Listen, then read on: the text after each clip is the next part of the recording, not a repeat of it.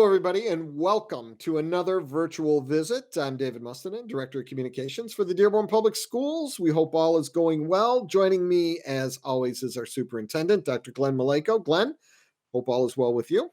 Yeah, all is well, David. Thank you. Appreciate that. You didn't fix the weather though since our last taping. I thought, me being your supervisor, I thought I gave you some direction, but No, no go on that one. listen, if the weatherman can't fix it, I'm definitely not able to do that. But we Okay, all could use right. some warming up here, definitely this Yeah, late into definitely. Sure. April. Yeah, I'm looking forward to the warming up and more sunshine. I'm sure everybody is right now Yeah, during as we absolutely. deal with this current crisis. So That's right. That's right. Glenn, I'm going to jump right into this. We've got a full program here today, and we're talking talking about some really important part of our continuity of learning plan, and that is grading. And we brought on some experts in yes. grading. We brought on three principals: principal of Dearborn High, Adam Martin; principal of William Ford Elementary, Dave Higgins; and principal of the awesome middle school, Woodworth Middle School, home of the Hornets, Miss Rima, Hassan. All three of you, thank you. You can tell that maybe I've got an extra connection to Woodworth. I don't know. Sorry. Anyway, thank you all for joining us today on this very important show as we talk a little bit more about our continuity of learning plan. And Glenn, I think specifically you want to talk a little bit more about the whole grading process. Yeah. Yeah, sure. And no problem with that connection, Dave. I know that someone that you may be related to, maybe a certain teacher there, your son. I don't know. Having I said don't know. that, look, I'm wearing my Salina colors right now from when I started out in the district 12 years. So we're all allowed to do that. Although, Mr. Martin, I have worn Dearborn High my share. So I know you've got a I've lot of noticed. pictures with me there. So yeah, so we'll get started. Appreciate the great work our team has done when the whole shutdown happened. Grading has been a sensitive issue, especially because the Michigan Department of Education came out with something initially saying it wouldn't count, things of that nature. Then the governor's order changed that. We had a limited amount of time, including during the spring break / holiday break over the Easter week, to get this moving, get the plan in place. I know at cabinet, in my discussions in Board of Education and having parents and others, one of the things we wanted to make sure is that the learning continued, but we did not want to harm students. I believe it was extremely sensitive at the high school level when students are looking at credits and grades and scholarships. So I'm going to start with Mr. Martin. And can you kind of explain what we came up with as a team, for the high school grading? Yeah, so thank you for having me on, and Thank you. hello, everybody. It kind of broke down into really two branches there. The goal for us is trying to use the time that we have as efficient as possible to prepare students for what they're going to see next. For seniors, that's obviously moving on to college, and for everyone else, it's whatever the next sequential course would be. So when looking at the time that we had, it was really from a teacher perspective, let's focus on the things that we know that they're going to need next instructionally. And then from a grading piece, really what is appropriate and what is fair in terms of how do we grade students. So we've kind of gone to a credit, no credit situation. So students that would be no credit are students who have completely disengaged and who are not doing the work at all or not communicating with us. That's most likely going to be a very small portion or nobody would be my guess. Everyone else will fall into the credit, which would be a G, or credit, which would be an A on the transcript. So if you get a G on your transcript, it doesn't impact your cumulative GPA for or against you. Obviously, if you get an A on your transcript, it would positively impact your transcript. The difference there really is the amount of times that you are passing the assignments and checking in with teachers during the week. So one of the things that we really wanted to focus on is the relationship that we have with students. And we built in kind of a two-pronged piece. The first one is engagement, checking in with us. Are you checking in with us twice a week? If so, then that meets our qualifier, I guess I would say. And then the second piece is for the assignments that we're giving you, are you passing them? If you're passing and checking in and you're doing that from now until the end of the year, you have the opportunity to earn an A. For students that are struggling in places or students that maybe disconnected a little bit, that would be where the G would fall into place. But our hope is that 100% of our kids are walking out of this semester with an A, that reflects credit and reflects them engaging with us in a positive way. Because as much as kids enjoy going to school, we really enjoy the relationships that we have with students as well. So it's really, how do we best use this time to keep those relationships that we cherish so deeply? And then how do we make sure that the transcripts are going to put students in the best opportunity for their success? Thank you, Mr. Martin. Appreciate that. So, Ms. Hassan, let's go over to middle school. And what was the final decision for middle school? Hi, guys. Thank you for having Hey. me. So in middle school, really, we wanted to kind of ensure that our students were participating in our classes, and a lot of times with middle school, they've just gotten used to a letter grade. So it's important for them to still see those A, B, C grades, and kind of sometimes motivates them. So collectively, a team of administrators and teachers came together during the spring break, and worked on what would best be fit for our middle school students. And we decided to have A, B, C letter grades continue. And we would also give G credit for students who, God forbid, they're highly impacted by what's happening out there with the COVID-19, or there's a unforeseen incident where they're not able to access the remote learning or any other means. They would still get credit and be able to have that on their transcript, I guess you would say, going into high school. And then we would also be giving them an N if for those students who are just not checking in, blatantly have the technology, and are choosing not to participate. So we really thought it was important, because we know that we need to prepare them for high school. Then accountability has to be, we need to ensure that accountability is taken into account in the middle school level, because like I said before, they're transitioning from elementary school, getting used to ABC grades, and to continue that so that they see on their MyStar, okay, I turned this assignment, I'm getting this grade. However, we're encouraging all of our students and our teachers to ensure that our students continue to work towards mastery, to constantly resubmit and ensure that they're mastering so they can get that A. So, and our traditional grading, if you will, is a little bit more flexed, because not all of our students will have access to technology all at the same time. If you have four siblings and you have one device of technology or two devices of technology, it's difficult to coordinate that. And that's where it's so important, like Mr. Martin said earlier, those relationships that teachers have with their students and communicating with them weekly, and checking in with them more at the social emotional level, before the academic. The academic is there as a way for them to continue their learning, like we've stated, so that they're not so far behind when they come back next year into seventh or eighth grade, or even freshman year in high school, that they're not so far behind that they at least have something to start with. Thank you, Ms. Hassan. Appreciate that. So we're going to turn it over to Mr. Higgins with the elementary level. Okay, I'm going to echo a lot of the things that Rima just said. I mean, a lot of the situations that a lot of our families are in, and a lot of my kids actually go right on to Woodworth, so we have similar concerns. And I want to give credit to Mr. Addy and several other elementary principals who kind of designed a little bit of a shift in our grading from a traditional report card that elementary students are used to getting. We wanted to make sure we focused on learning specifically with our kids, and what did that look like then, and how did grading become a part of that. So we shifted away from the 1, 2, 3, 4. We still are teaching standards, and we're aligning those directly with lessons, but our grading became more of a narrative, and we narrowed that down to 3 areas: whether they were meeting, progressing, or limited participation. So meeting would be that student who, along with their family, is engaging in our Google Hangouts, or whatever platform, I Learn Classroom, whatever platform the teacher may be using, and they're submitting work, and there's great accuracy to their work. Progressing would be students who are attending most of the time, or putting in forth a great effort, but maybe haven't mastered those standards as of yet. And then limited participation would be those who, whether they've chosen not to engage or at all, which we're finding that pretty rare amongst our elementary kids. That's really rare, actually.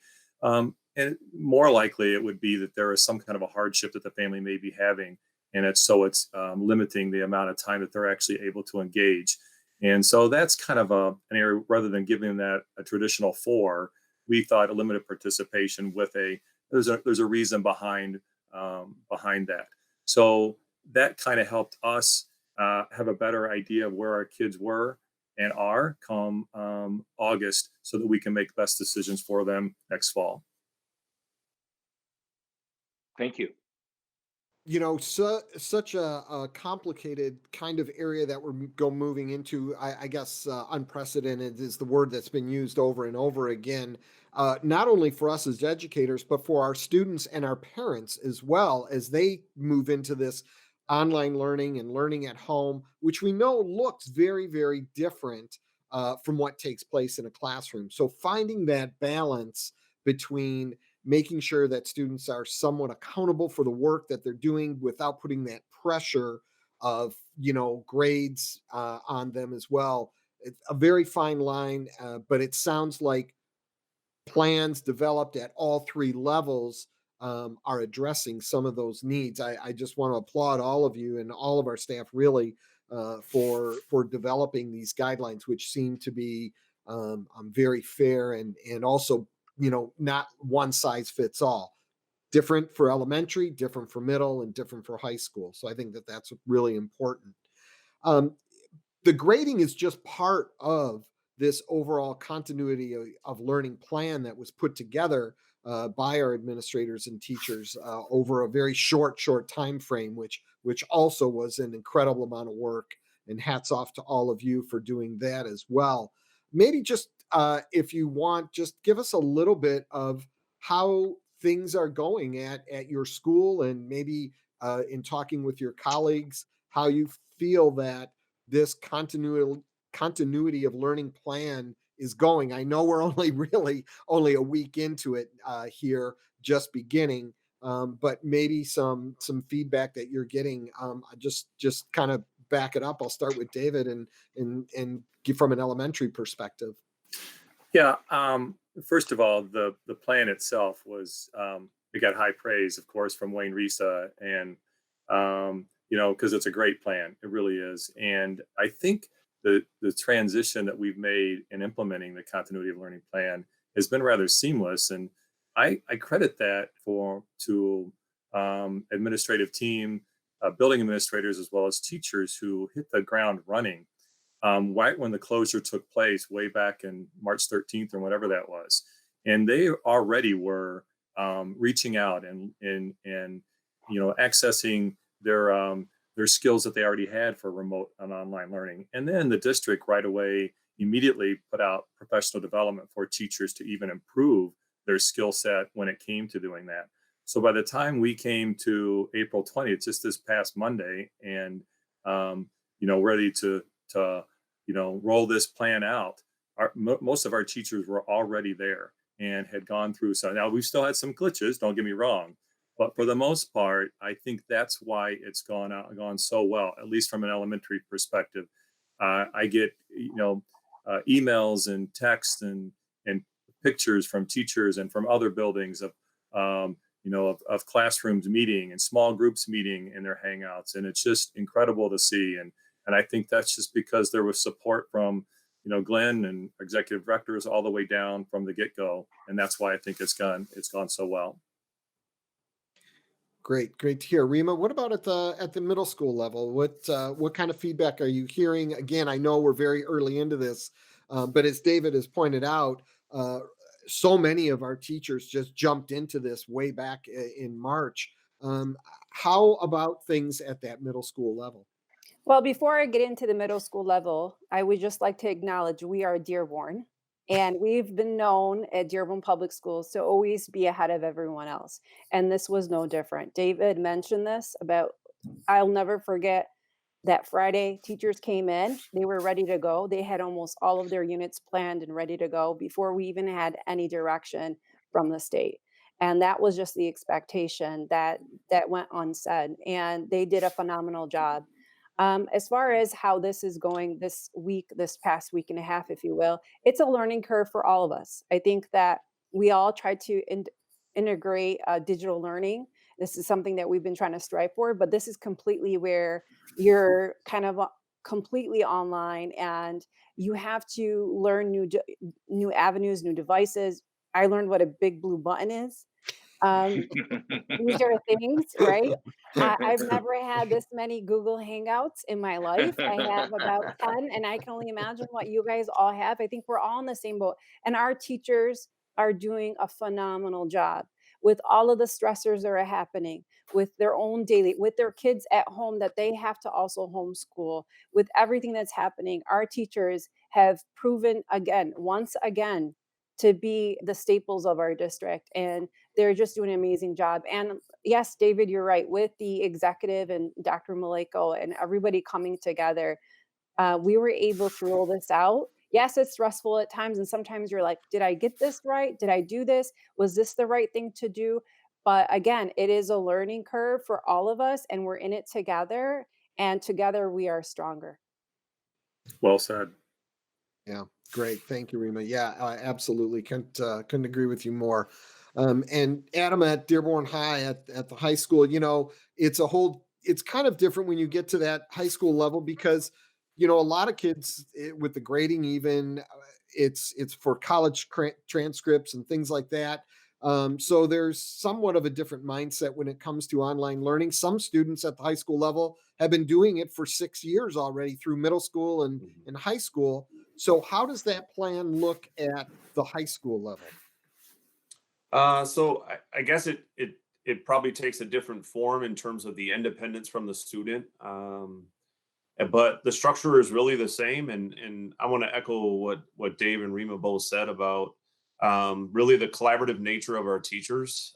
That Friday that we knew, it was amazing to see how quickly they were able to say, okay, this can work for kids. And I actually think it was a benefit that they were able to experiment a little with the platforms, and from, I think that was March 13th until April 20th, play a little bit with the platforms in terms of what they were comfortable with, what worked with the kids. So that way, as we had a couple days to prepare going into April 20th, they already had a foundation set that they were comfortable with and that the students were already engaging with. So it wasn't a giant leap, but I'll go back to what Rima and David both said. Like, it's the teachers 100%, right? Like, they've collaborated, they've really thought outside the box about how do we meet kids, how do we equitably meet all kids, how are we going to support them, how do we present things in a virtual way to ensure that we're maximizing the time that we have and do it in the fairest way possible. I will tell you, qualitatively at the high school, I had a meeting with my full staff today. And it sounds about 80 to 85% of our kids are checking in and engaging with our teachers, which is a huge number. That's phenomenal.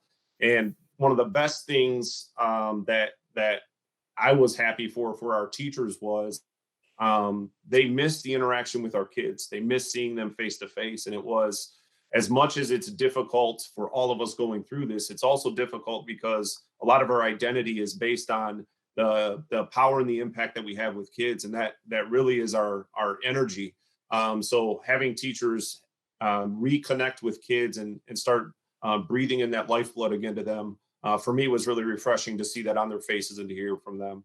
But in terms of the continuum of learning plan, really it's kind of the same as the other two levels, just focused a little bit more on independent learners at the high school, and then how do we support them by open office hours and emails and things like that.